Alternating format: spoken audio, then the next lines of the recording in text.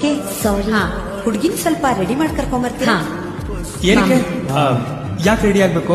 ಮತ್ತೆ ಸೀರೆ ಉಟ್ಕೊಂಡು ಹೂ ಮುಡ್ಕೊಂಡು ಅರ್ಧ ಮುಕ್ಕಾಲು ಗಂಟೆ ವೇಸ್ಟ್ ಆಗುತ್ತೆ. ಹೀಗೆ ಚೆನ್ನಾಗಿದ್ದಾರಲ್ಲ.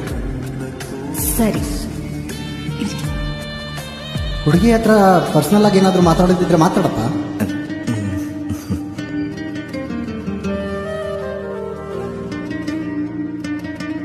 ನನ್ನ ಬಗ್ಗೆ ಏನ್ ಹೇಳಿ, ಕೇಬಲ್ ಬಿಸ್ನೆಸ್, ಬ್ಯಾಂಕಲ್ಲಿ ಒಂದು 5 ಲಕ್ಷ ಲೋನ್ ಇದೆ.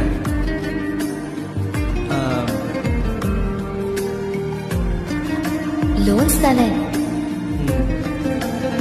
ಇಬ್ರು ಸೇರಿ ತೀರ್ಸಕ್ ಬಿಡಿ.